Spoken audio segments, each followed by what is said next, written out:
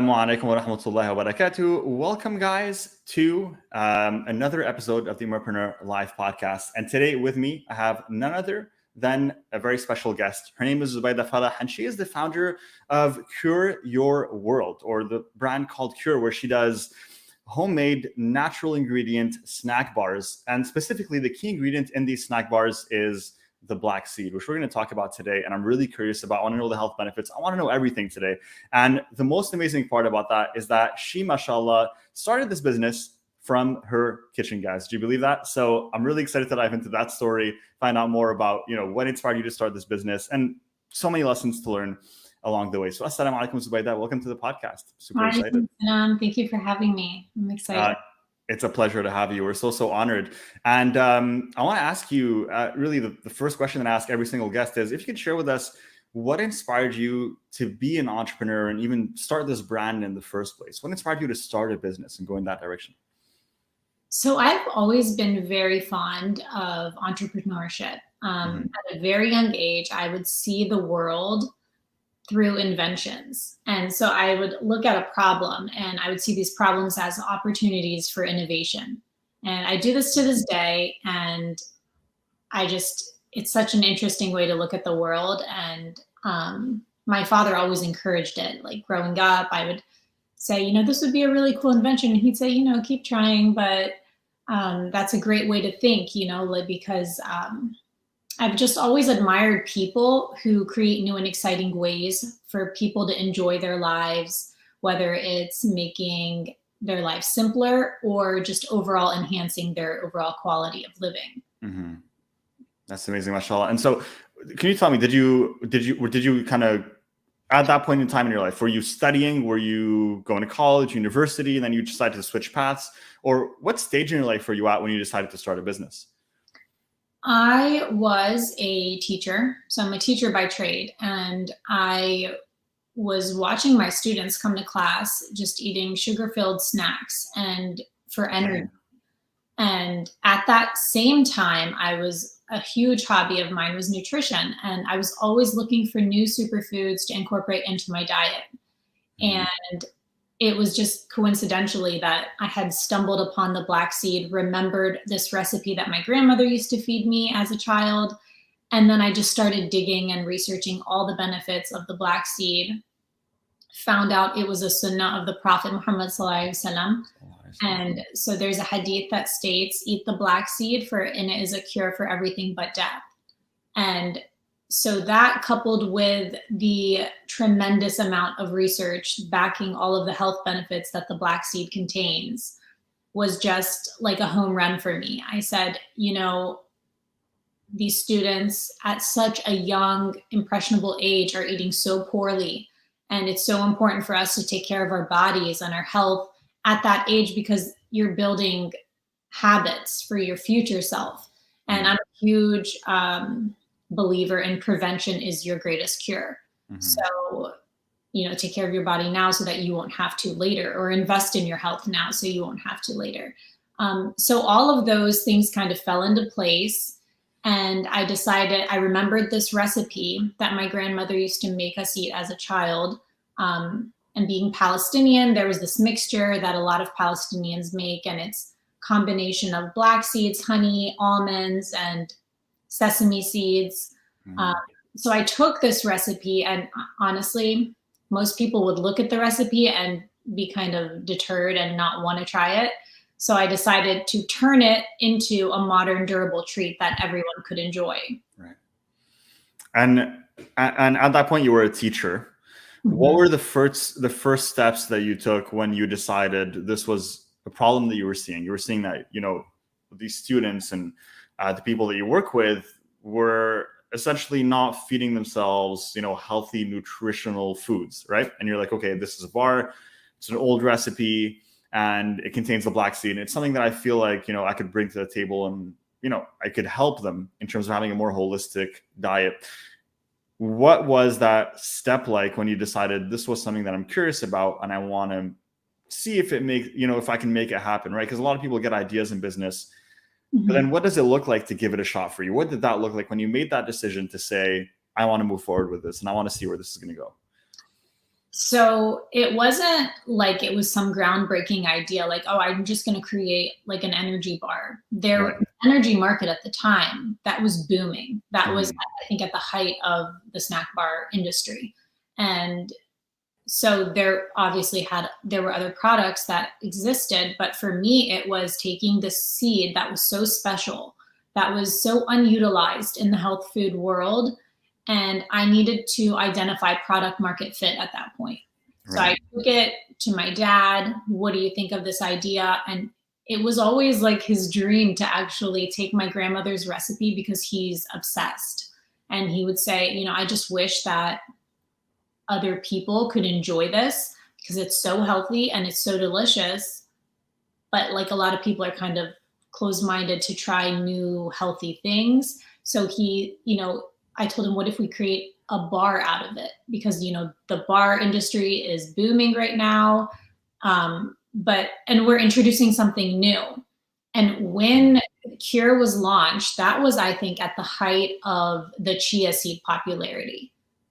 Okay. 20 years ago, I'm sorry. No, go ahead, please. 20 years ago, no one knew what the chia seed was. And now it's chia seed everything. There's chia pudding, chia yogurt, chia bars, chia, so there are these new superfoods coming into our lives or like being introduced to people every single day. And so in my head, I said, the black seed, while it's very popular in the Middle East and a lot of other cultures, it's very unutilized in the Western markets. And so that was how I said, I think there's a market here. Right. So walk me through that a little bit because I'm not familiar with the black seed. So can you walk me through some of the benefits of this? And what is the seed exactly? Where does it come from? I'd love to have more information. So the black seed originates from the fennel flower. And the fennel flower is native to Southeast Asia. And it's a beautiful white flower. And at first glance, there's nothing particularly noteworthy. But what people don't see in this flower is the black seed that it produces. And so the black seed is this ancient medicinal remedy. It's been used in different cultures for thousands of years. It is a hadith of the Prophet, peace be upon him, which I mentioned before. And people use it it's most noteworthy for its gut healing benefits. So the Greek physician Hippocrates used to use it, and he spoke about its gut healing health properties. Nefertiti, King Tut, they found it in King Tut's tomb. It was a beauty secret of Queen Nefertiti. So it has this whole array of different benefits. So it's all the research that's been conducted on it it talks about its gut health, it's good for digestive health, overall immunity. And the reason for that is because it has a very high antioxidant count. And the antioxidants in it are what is going to help you fight the radicals in your body, which can cause many diseases. So it's anti-inflammatory. I mentioned it was good for digestive health, boosts immunity, and enhances brain and liver function. And so the benefits are actually too many to count. You can use it for almost anything. People use it in skincare products. It's good for clearing acne, eczema relief. It's also good as a deep conditioning moisturizer for your hair. Many people use it to moisturize their hair. And there are, I think, product lines that put the black seed oil in their hair care lines. So besides all those amazing health benefits, it is also a very unique flavored seed, kind of peppery. Many people don't prefer it in its natural state, which is why there was a lot of trial and error in putting it into a bar to mask that flavor. But I mean, the benefits are amazing. I've personally experienced the benefits of the black seed, and then all of our customers. I've never gotten a negative reaction to the black seed. Oh, subhanAllah. That's really, really cool. So can you walk me through some of those? Like what is something that, this in terms of the benefits, like this helps, like especially if someone takes your snack bar, I know, of course, we don't want to make any health claims or anything, but like, what are some common benefits that someone can see when they usually consume the black seed? I know you mentioned, the skin looks healthier and it helps with digestive issues as well. Is there other benefits that that you can think of? Maybe someone is going through a specific illness or maybe something that they're feeling and it could help them out. So I know that, black seed is very high in natural fiber. And so the digestive health is huge. People that suffer with IBS or irritable bowel syndrome, they these are testimonials. I can give you testimonials, not to make medical claims, but people say, I've been suffering with IBS for years. I eat a Cure Bar a day in the morning, and it just helps everything. We also have people who have allergies to certain foods, like maybe lactose intolerant. And so I don't know if you know this, we're not just a snack bar company anymore. We've actually expanded our line. So we also infiltrated the supplement market a bit. So we have black seed oil capsules and turmeric and black seed powder capsules, as well as black seed oil in a liquid form. So our customers that consume our black seed oil capsules will say that they are not irritated by consuming dairy anymore, even though they're lactose intolerant. So to me, that's just crazy that something like that can really, like, talk about enhancing your overall quality of life. Like, you can eat this and now you can enjoy your favorite dairy desserts. By the way, if you are lactose intolerant and you're planning on doing this, I'm just telling you what some of our customers have told me. Correct. I'm recommending you go try to eat dairy. That's really, really interesting, mashallah. And so you of course, move forward with the snack bar. I know now you have supplements, which I'd love to talk about as well later in this episode. I want to know, for you, once you decided to create this, a lot of entrepreneurs that listen to this, or aspiring entrepreneurs, essentially they always are at that stage in the beginning where they're like, should I do this on the side, like in my free time? Should I just quit and go all in on this? But I'm not sure it's going to work. For you, what was that process like? Did you right away go full-time on working on Cure? Are you still working as a teacher as well? Is it at the same time? So how did you go about it in that sense? So I was teaching English, as well as I was a commercial realtor. So I was selling commercial properties and I was teaching, and then I launched, and then I was working on Cure. And so I was doing this in secret until I was ready to launch the company. Okay. And when I launched, I quit both jobs and I just fully focused on Cure. I said, like, this is my passion. This is what I want to do for the rest of my life. And yeah, I just did it. I didn't look back, and I've been doing this ever since. That's awesome, mashallah. So now you're at a point where, you not only created the snack bar, but you also started a supplement. So what was that like, getting into the supplement world and offering that as a product, which is a very different product than a snack bar? How did you transition to that? What made you want to transition to that? And if you can walk us through a little bit of that journey, that'd be awesome. Yeah. So a huge part of this brand and this company is listening to my customers and what they want. And so a lot of people, they love the bar. They thought it was just, they loved the idea of it. A lot of people were like, what a clever idea, whatever. Like, we thought of this for years, but we just never did it. So glad somebody did finally. But some people have issues eating snack bars. Like, there is definitely a demographic that it's just not their thing. And so for me, the whole purpose of this company was to get people to eat the black seed.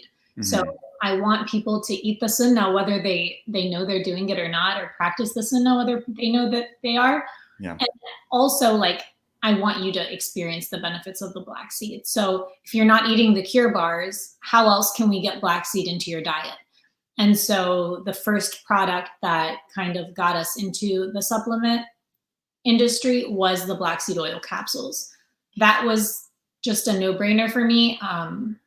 It was something, the benefits of the black seed oil, they're, I think, even better than the seed itself, just because it's like higher concentrations of thymoquinone, which is that active ingredient in the black seed. And so, yeah, so then that opened us up to a whole new market of people who just wanted like a easy, quick, on the go fix of their black seed. And then slowly, I was like, okay, we need to innovate something more. Let's look at other superfoods, and turmeric has always been one of my favorite superfoods. Okay. So good for it's like anti-inflammatory. So I said, okay, we don't just want to launch a turmeric product. Let's combine it with black seed powder.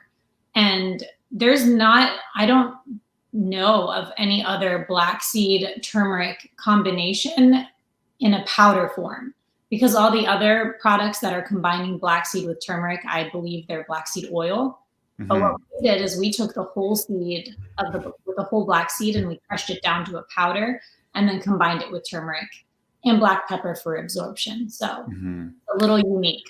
Really, really interesting. So before I dive deeper into this, I want to know, because a lot of again, listeners here that listen to this podcast, they're usually either in the early stages, they're building their business, and I want to give as much value as possible here. So I want you to let me know, when you decided to create a snack bar, what was the process like to do it from your kitchen? Because that's for me is extremely impressive, that you actually just started with what you had available to you.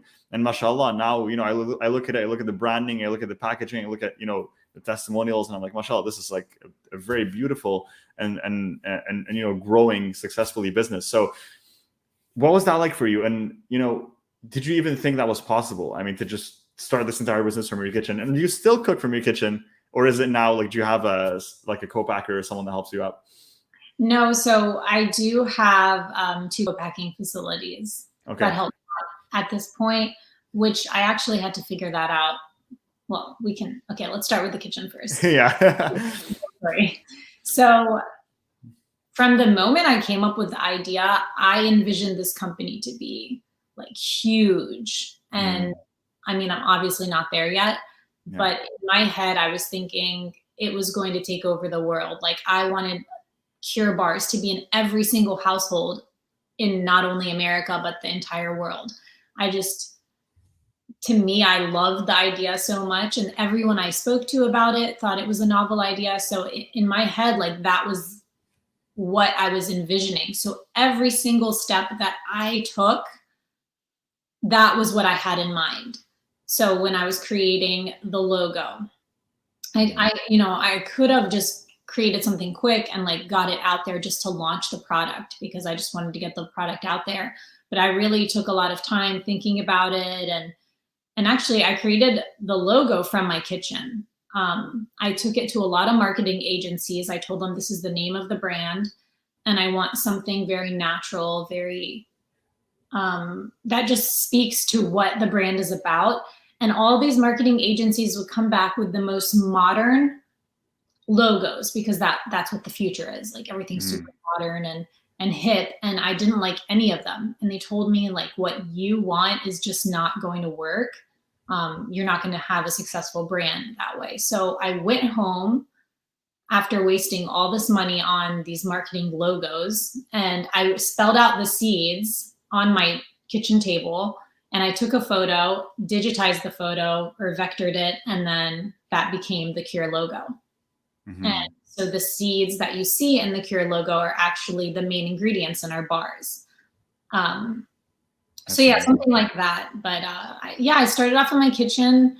We launched the company. I really didn't know what I was getting myself into, because I was like, okay, I need to start cooking these bars. Started making them in my kitchen. And when I first launched, we got, I want to say 15 orders that first week. Which was a little disheartening because of the amount of work that I put into the company. Like, I was working on it a year prior to that launch. Wow. And only get 15 customers. In my head, I was like, I've been talking to everybody about this. Like, nobody's curious. But subhanAllah, everything happens for a reason. So, I start making the bars, ship them out to my friends and family who are ordering, and, just trying to support.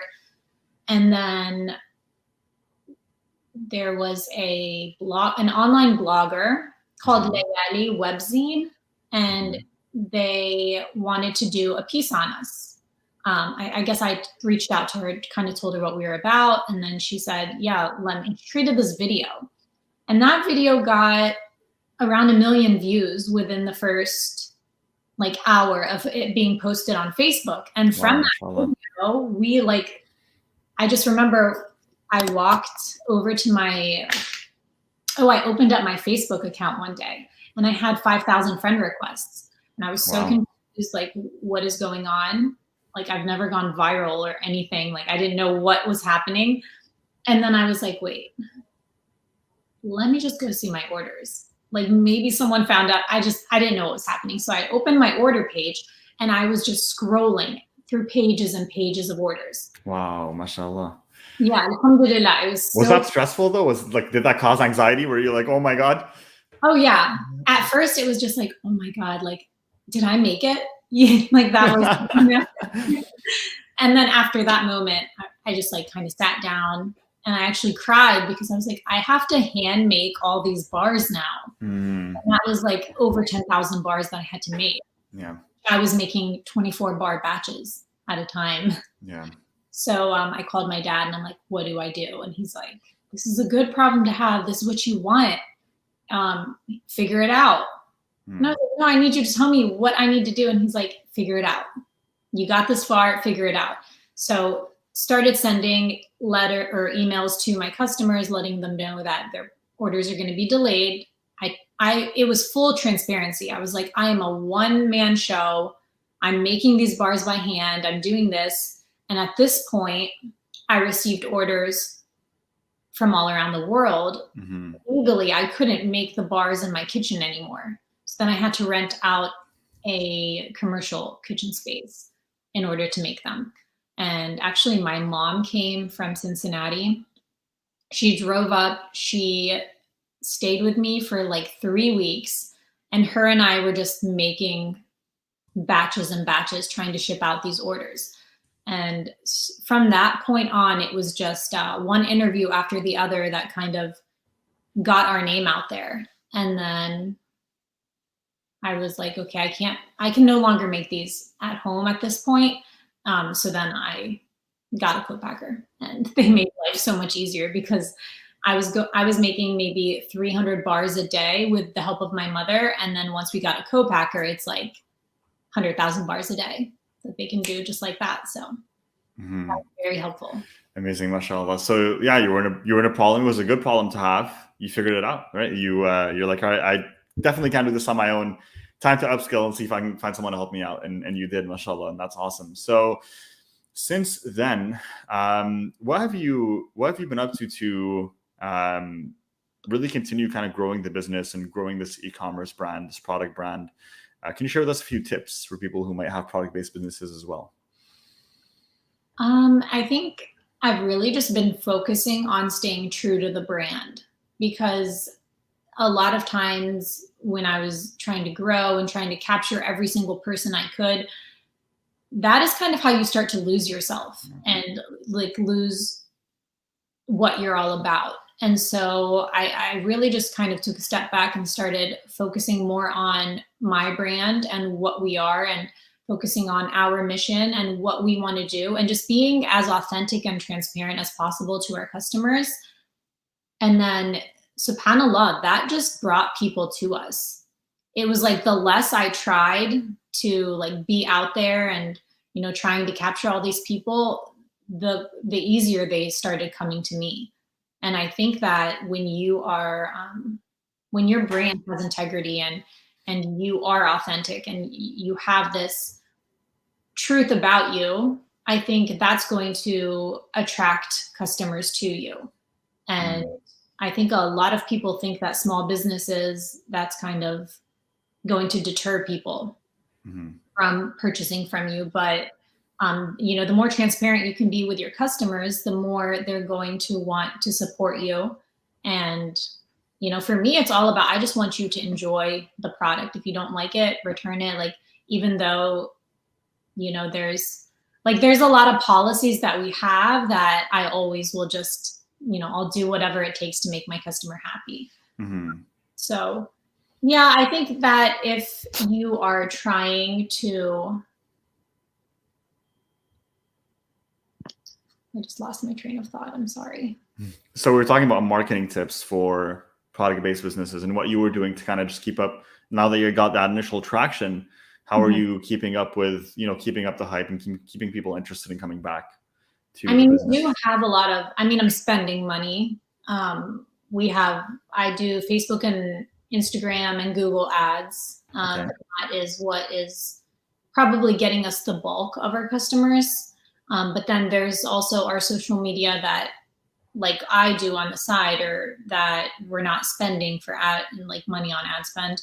And that is just organic customers coming into us, as well as word of mouth. So I would say, word of mouth is probably the best, because if one person loves your product and they just tell everyone in their family, we get a lot of customers who buy our product around Ramadan and Eid time, and they just gift it out in like goodie bags. And so then we see all these customers that we definitely didn't market towards, but that was all just word of mouth. So that was, that's a great thing. So, focus on yourself and your brand, and your intentions will come through and it'll show, and that's really going to help you out.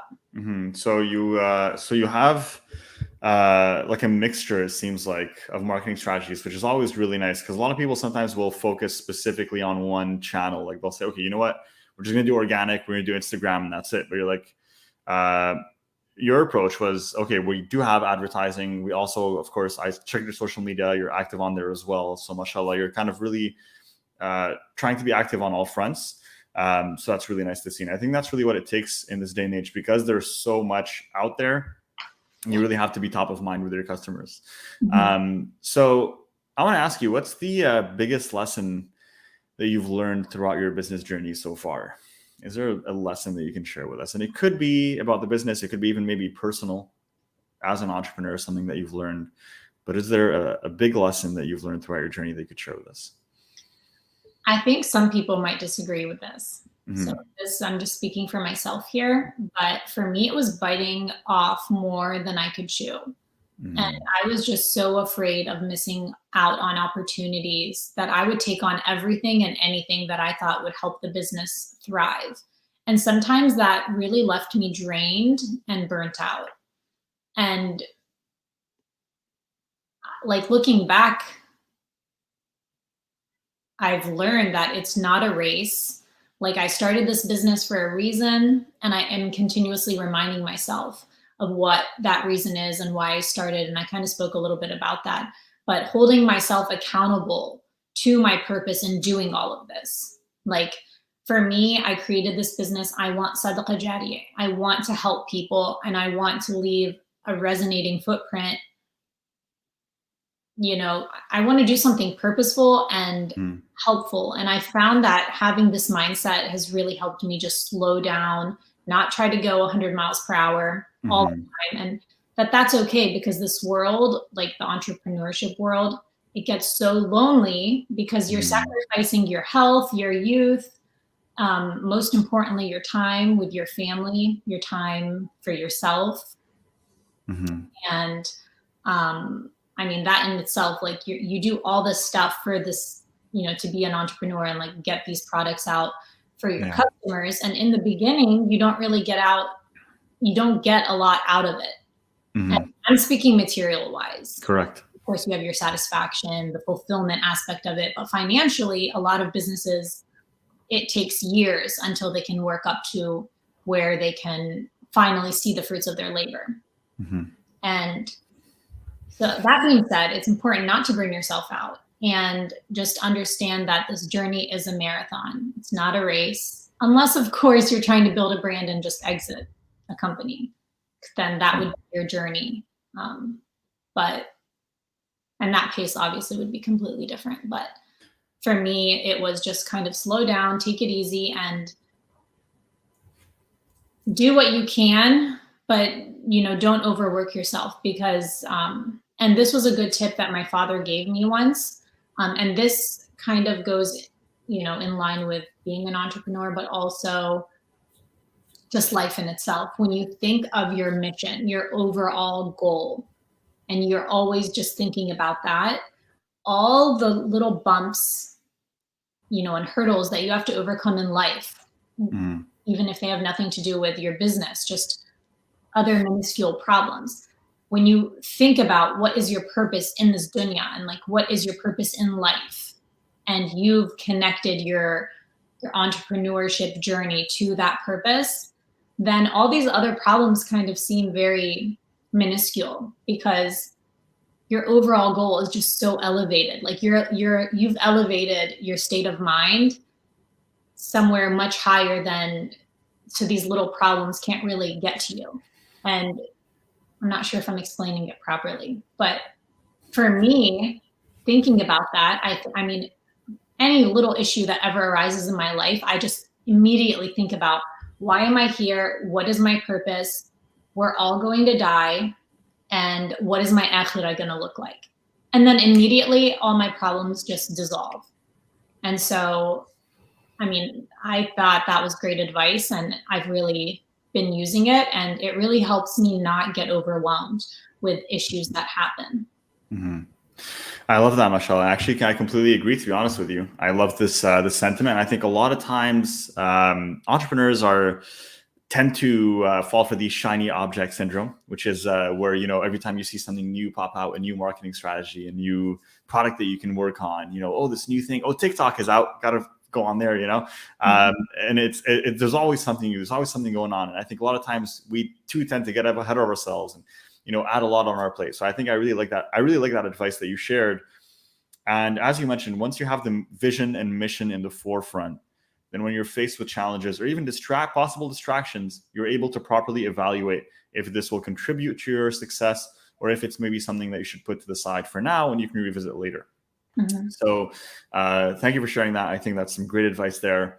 And I want to ask you for what is some advice that you could share with other Muslims who are listening to this, who are thinking of starting their own product businesses and possibly a business that is related to maybe something that they create in their kitchen, right? We do have a lot of Muslim moms that listen to this podcast and that are always curious, and they send me DMs like, oh, I'm thinking of starting, I bake like these amazing cookies or this or that. What can I do with this, right? So is there any advice you can give to these listeners? So I want to tell you a little story that my father told me a long time ago that's really resonated with me. Mm-hmm. And it was a story of an old man who was planting a tree. Mm-hmm. He was planting this olive tree when a younger man walks up to him. Mm-hmm. And he asks him, will you eat from this tree? So the old man looks up at the young man and he says, زرعوا فأكلنا ونزرعوا فيأكلون. Mm-hmm. Mm-hmm. So basically what he's saying is, they planted, so we ate. So now we plant so our future generations can eat. Mm-hmm.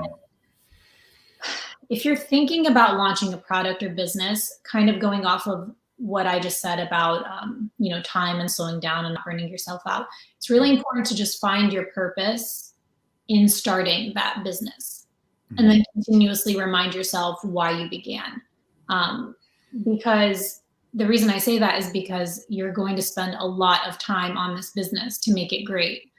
And inshallah, you want to be rewarded for all that time that you're sacrificing working on this business. So you might be onto something, and yet you may never taste the fruits of your labor. I've heard of I know many entrepreneurs where that's the case. But if done right with intention, others may taste those fruits of your labor. So inshallah, it's a win-win regardless. If your intentions are pure and you're doing something that you love, that you're passionate about, that can also benefit others. Mm-hmm. I love that. So you focus more on the mindset of it all versus the actual, here's what you should do, step 1, 2, 3. You're like, if the mindset is right, everything else falls into place. And that's what you focus on. And I like that. That was a really, really interesting approach. Yeah. So what's in store for Cure in the future? What can we expect? You guys went towards supplements now, which was really interesting, mashallah. What else do you feel like, or can you reveal that you're working on? What can we look forward to? What I can tell you is we're not stopping at supplements and bars. Mm-hmm. Amazing. We're just still trying some new things out post-COVID. Mm-hmm. But inshallah, in the future, we hope to infiltrate other markets. Amazing. And the intention, like I said in the beginning, is we want the black seed to be readily available for every person. So if you don't like supplements and you don't like bars, hopefully we can find something that will get you to enjoy consuming the black seed. Okay, amazing, mashallah. Well, I really am excited to see what else you guys come up with. We're gonna do some Q&A right now, actually. So if you guys have any questions, we already have a few that already came in from the audience that we're gonna go through, inshallah. But if you guys have any questions for Sister Zobaida about her cure business or her experience as an entrepreneur, please drop them in the comments. We'll try to get to them. I have one question that I ask every single guest on this episode. It's one of my favorite questions. I always get interesting answers. I'm gonna ask it to you as well.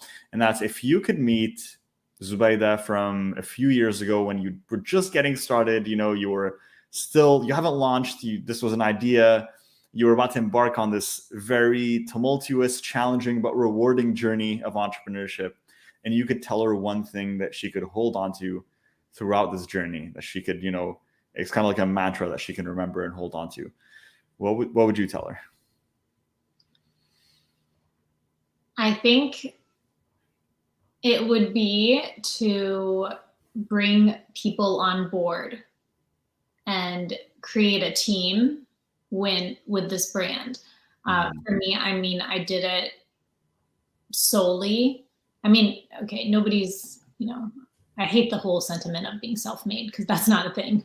Everybody helps you and everybody contributes one way or the other. But what I mean is, I wish that I had created a team to help me when I was bouncing ideas off of, to help me, like, even if I had a co-founder. I think when you're a solo entrepreneur or a solo founder, it's just so difficult you have to keep yourself motivated. There's no other energies that you can kind of feed off of. You're the one who has to wake up early. You have to figure out what to do. You play every single role in the company. I was fulfillment. I was the marketer. I was the email person. I was the secretary. I was the CEO. I was the creative product developer. I did everything in the company. So, which I think that's important as a CEO, but it would have been nice to have someone else there to kind of, feed energies off of. And I think that would have really helped the brand more. But alhamdulillah, that was my journey, and it is what it is. But I think that would have been a piece of advice I would have given my younger self. I really enjoy that piece of advice, and I support it, and I definitely am going to put my seal of approval behind it, guys. So go ahead and make sure that you listen to this advice, because for me, the biggest change maker in Ummahpreneur has been my team. It has been like the people that have joined me throughout this journey, and all those, inshallah, who will join me later on. But really, there's so much that you can do on your own in a business, because you are limited to your experience and your knowledge and the way that you see the world. However, every other person has their own experiences, their own perspectives, and their own ideas. And when you bring people together to work on something, whether it's a business or a project, and you have all of these different shared perspectives and ideas and experiences, that experience of bringing these people together to work on a specific project, a specific mission, and collaborate, it is equal more than the sum of its parts. And what does that mean? Is that 3 people working together on something is going to be 10 times better than 1 person working on something, not 3 times better.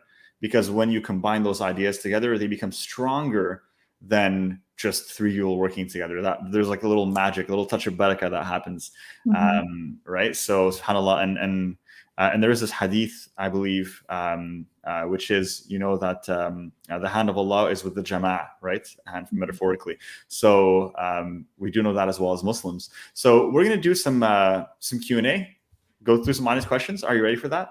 Good to go? Let's do it. Bismillah. So we did have a few questions that already came in from the audience. So I'm going to pull one here. We're going to see who's going to be the lucky person to get their questions asked. All right. So we got one here. I want to ask, what ingredients should one look for when ordering a snack bar for themselves? Whoever asked this, guys, go on cure.com or cureworld.com and order the snack bar. That's all you need to know. But I'm going to let Zobaida answer. Go ahead, please. I mean, when you're looking for snack bars or just any foods in general, you should be able to pronounce the ingredients. I think that's the number one thing. You don't want a product that has a million ingredients in it. So for example, our ingredients are 7 ingredients or less. I think that's the peanut butter. Our coconut cashew has 8, and then our roasted almond has 9 ingredients. You can pronounce every single one of them, and you want to look at the order that the ingredients are listed in, because the first ingredient that you see is going to be the ingredient that's most prevalent in that product. Okay. So if you're looking for a protein, bar, and there's like whey at the very end of it, then there's probably not much protein, but also, you can look at the ingredient nutritional facts. But I think people don't realize that, I'm going to go on this whole tangent right now, so I'm going to try to wrap this up as quickly as I can. Please go for it. The labeling industry, it's so crooked. So there are products that say made with real honey, and a product, all that product has to have is a single drop of honey in the entire batch. The batch could feed 100 people, but a single drop of honey, makes it okay for them. The FDA approves it for them to label it as made with real honey. Wow. And obviously that's not true. Like, you're eating sugar is what you're eating. And if you look at those products that say made with real honey, honey is probably the very last ingredient that's listed. And high fructose corn syrup, sugar, that's all like in the first 10 ingredients. So just be mindful of what the ingredients are. Right. Thank you so much. And just like I said earlier, shout out, go on cureworld.com, guys, and order the snack bar. You don't have to worry, because Sister Zobaida did all the work for you. She did all the work. She got the natural ingredients. She got the black seed in there. So go and try it out. And trust me, you will not be disappointed. Just look at the testimonials of everyone else that did try it, mashallah. So I should give you a coupon. Try typing in the coupon Cure Your World, and you should get 10% off. Look at that. We got an extra discount for Ummahpreneur Live listeners. I love that. So cureyourworld.com. And when you go and place an order, type in Cure Your World. Okay, so it's really just like it sounds, like cureyourworld.com. The coupon code is the same, Cure Your World, and you'll get a 10% discount. No spaces. No spaces, guys. All stuck together. We got one more question as well. We'll get a few more, but we'll try to do as many as possible. Let's see. So we got a few. One that really popped up to me. Why can't I find it? There you go. So this one is really interesting, because I think a lot of entrepreneurs do struggle with this. Were you afraid that mass production of the Cure bar would alter or diminish the quality? If so, how did you maintain the original top homemade quality in a mass-produced setting? I think that's a really great question. No, it's a great question. And yes, that was a huge fear of mine. And it actually did the first few runs. So we had to pay for a few pilot runs. We used up a lot of ingredients, and we did 1,000-pound runs as like the pilot run. And I'm sorry, was it 1,000 pounds? I think it was 100 pounds. Yeah, no, 1,000 seems excessive. Anyway, the first couple times they didn't work out. They tasted completely different, and they looked completely different. And so, we had to go back, figure out what it was that was doing it. Because when you're working with small quantities, of course, the quality control is going to change once you go up, from 24 bars to 100,000. But, it was just trial and error, and eventually we got it. And to be honest with you, the original handmade Cure bar still is a little bit different than the one we're producing right now. But our customers seem to like that one better. Okay. I think it was more catered to the Western palate versus the ones I was hand making were very authentically ethnic. I understand that. Well, that's really cool, mashallah. But you still kept up, and to clarify, you still kept up all the natural ingredients, the black seed as well. Everything is just the same, it's just produced differently. Exactly. Love that, mashallah. All right, so we got another one from the audience, and I'm going to pull it up here. And let's see, guys. You guys are sending in a lot of questions, mashallah. So I'm flooded here with questions on this live. does Zubaida have any plans to launch her snack bars in Pakistan, or maybe deliver them if orders are placed? So do you ship worldwide? We kind of glanced over that in the episode, but where do you ship to exactly? Can anyone order a snack bar from Curio World? Yes, anyone can order. We ship worldwide. I have a lot of customers from Australia, the United Kingdom, Canada. Those are probably my top 3. We've gotten orders from Trinidad, which amazing, is absurd because people are paying $80 for shipping for a $20 box of Cure bars. So I'm flattered and I'm very thankful. Yeah, and whenever I see stuff like that, I make sure that we throw in extra products just to try to give them as, their money's worth, as, $80 for shipping is quite excessive, but 100%. We have customers from the United Arab Emirates. I don't think I've ever gotten a customer from Pakistan, but all right. We can fit there, we can. So whoever asked this, you're going to be the first. Go place that order. All right, so we got another question. There are some medicines, and this one's going to be the last one we're going to take, guys. There's some medicine that is made by using the black seed. Do you suggest them to make our immune system stronger? So as a brand and company, we do not make any medical claims. So I would always advise you to speak to your physician before you introduce anything, new to your body or your diet. I am a believer of natural supplements. So if it's 100% natural, I personally would take it. But you're saying some medicines that are made with black seed, I can't really speak to that because I'm not sure what those medicines are. Right. And I'm not a doctor. So I don't want to speak to something that I'm not knowledgeable about. What has been the experience of people, because you guys do have a supplement, that we talked about. What are you guys allowed to say for the supplement, right? Because that's actually an interesting question, because you're creating a supplement, essentially a pill that people can take. What is the extent of, the claims that you can make to market this? Or can you just say it's black seed supplement, you take it, and whatever benefits you have, like, you have to research? How is your approach for that in your business? So it's interesting. And I mean, hopefully this can benefit other people watching who hope to make some kind of edible product or something. You just want to be careful with making medical claims, because you never want to say this will cure this or this will. And I mean, on all of our packaging, we say, this is not intended to cure, treat any diseases or illnesses.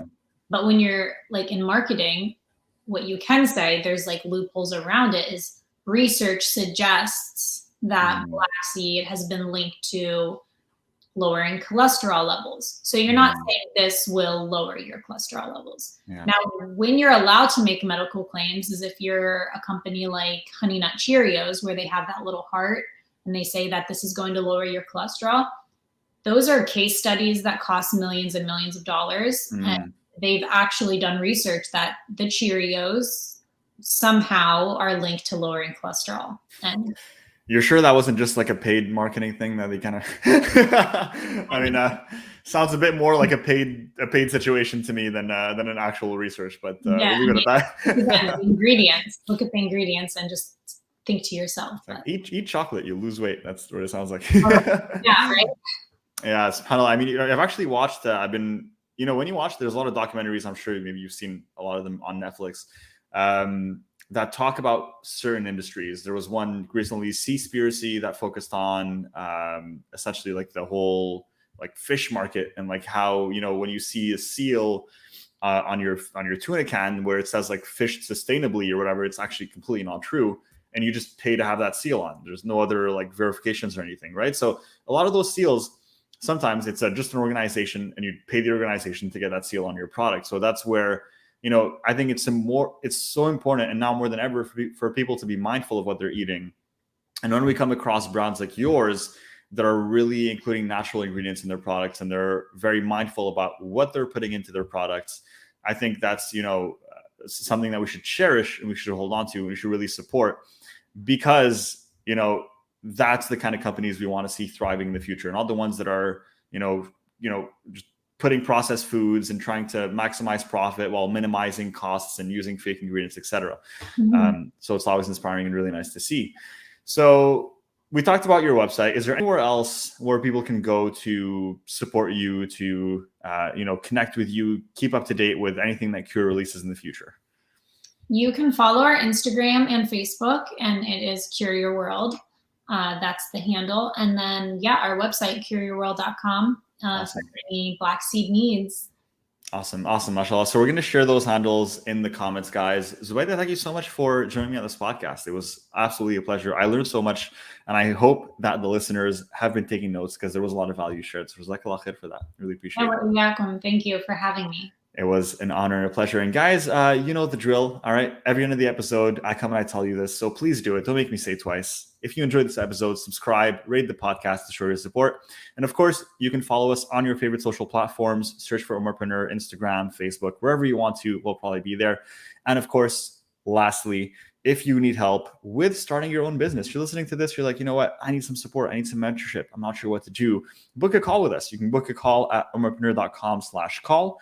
We'll speak to you to understand what your goals are and how we can help you. The call is completely free. It's just for us to get to know if we can help you and how we could help you, inshallah. So make sure to do that. Jazakallah khair for listening. Assalamu alaikum wa rahmatullahi wa barakatuh.